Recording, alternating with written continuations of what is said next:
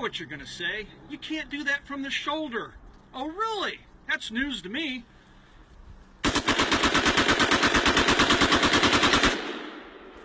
Idiots. You can bump from any position you want to. It's not a science. There are many telling signs for a decline, such as overgrowth, graffiti, trash, and many more.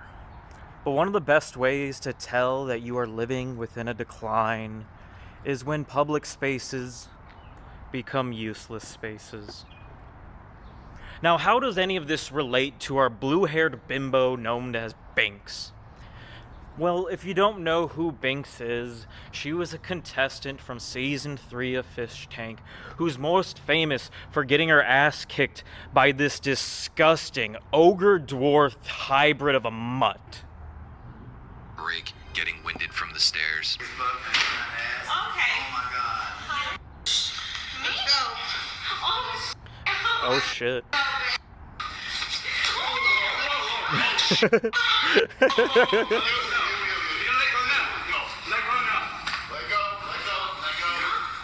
Let go. Get your claws out of her hair. I'm sitting here talking about my wife, and I told you all. Yes, you heard that right. That man who's sitting on the bed right there calls that fat, disgusting, despicable thing that is somewhat related to a human being his wife. They said we were shooting a bad scene for children. And I was sitting here talking about my wife, and I love my wife. Y'all knew what it was. You told me you weren't going to stop me. What? It's your fault! I literally was just talking about my wife and saying And it was. it's like a brother-sister relationship. They pulled us up here. Please. He's just like ratting them out. He's like, it was all a bit, it was all a skit. Trust me, honey, I didn't mean any of it. I love you, baby. I promise I'm not gonna touch you. They pulled us up here to a brother-sister relationship. They did. Ooh. Oh, She runs to the corner, Binx. let's not do that. We didn't do anything. The whole time. I didn't Please do no anything. assault. I don't feel like getting sued. I'm gonna get you, bitch. I'm pretty small. I'm gonna get you, bitch. Well, it seems like you got that bed first before you managed to get to your husband.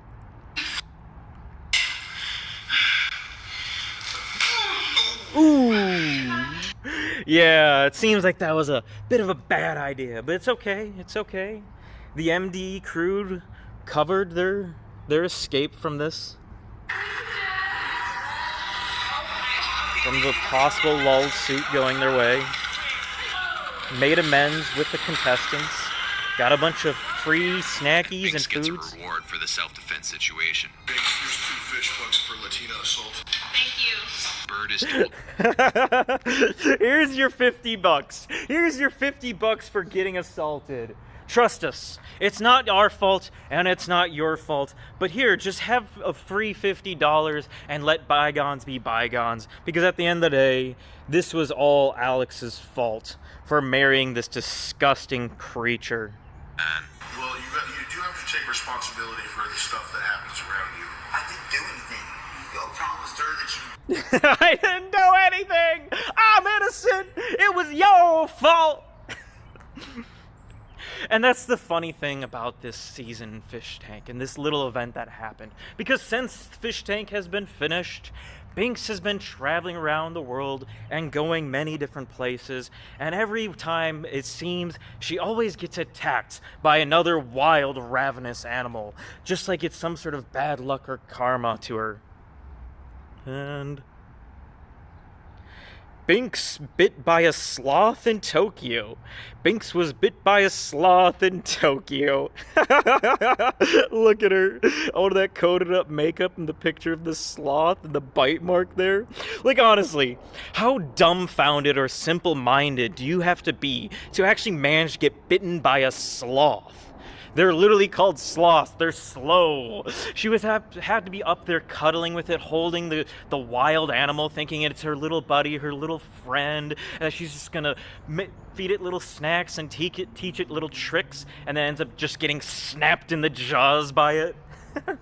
Now, what makes a person think like that? What makes a person think that they can actually tame and control anything and everything around them?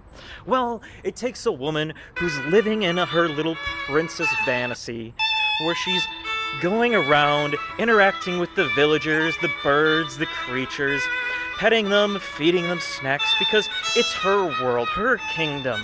She's the princess here. But unfortunately, Binx always gets a harsh reality to the truth of the matter, what's going on.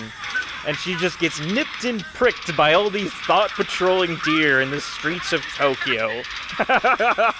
Absolutely destroyed. She thinks she's gonna be like Cinderella or Snow White, prancing around the forest, playing with all the little critters and having a good time, and they just sit there nipping at her, biting her. You know, Binx, there's a reason why parks and beaches have signs saying, "Do not feed the geese or ducks," because they'll shit everywhere, live around there, and become dependent on all the people living around them, who are feeding them free snacks. Ouch! That one really hurt. And it's not just critters and creatures in the wild that she's interacting with that attack her and assault her. No, but actual savages, actual brutes, who are in a place where they don't belong, and neither should have Binx at the time.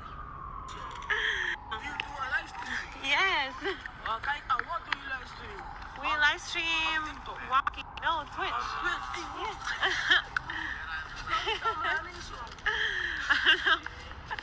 I'm a big one.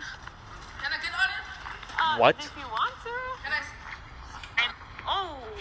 Yo, fuck off. Whoa! Whoa, look at that! She got spit on and assaulted. Oh. Yo, fuck off, dude. You're fucking crazy, dude. Get out of here. Get the fuck out of here. No, fuck you. Just screaming absolute Arabic gibberish at her because she smacked him in the face. She's like, "You female! You don't deserve to smack me. I'm man." Bro. Ooga booga. Fucking weirdo. Weirdo? Weirdo? You think he's the weirdo? Look at yourself, Binx. Your hair's purple and blue, and you're wearing sunglasses in the middle of the night, walking around downtown Netherlands, Amsterdam, I believe it was, or something. And you expect not to be attacked by a wild, ravenous migrant? I just whacked him in the face. Dude, he spit on He was me. being normal. You're lucky he just spit on you. You're honestly lucky he just spit on you and he didn't stab you with a machete or break a bottle across your head. They're bad vibes. I just walk away. Whatever, I'll beat the shit out of you. Let's get out. Why? No. Let's just get out of here. I have bad vibes. I'm feeling uncomfortable. Because he spit on me. I don't give a fuck. Then you say why? See, they came back. Look, they didn't leave her alone. They came back, following her around down the streets because they have nothing else better to do than to mug people. And they're just like, "You're being mean. You're being racist. You don't want to hit somebody because they spit on you." You say, You say to him, don't spit on me. "Oh, don't spit on me." He just knows this very limited form of English, and all it is used for is to harass white people. Why don't spit on me? I don't give a fuck. Get away from me. I don't give a fuck. Why are y'all near me? Bro, get away from me. Get away from me. Get away from me. Did you slap him? No, I went like this and he was in my way. He should get away from me. Yo. He probably called her a filthy, dirty skank, which is true. Get away from me. What do you want me to do about it? What do you want me to do about it? Yo, what do you want me to do about it? She starts trying to talk like ghetto smack black to this fucking African migrant, and she's just like, "Yo, baby, get away from me, you bitch ass looking punk." Yo, what do you want me to do about it? What do you want me to do about it? Get away from me. Yo, get away from me. Nee, jij bent geslagen, broer. I don't know what you're saying. I don't know what you're saying. Yo, fuck you, bitch. Robbed. Get away. Robbed. They stole her hat. She was spit on and stolen from, as you could expect from this situation, like many more. You get away. Give me my shit. Give me my shit. Muhammad Jihad.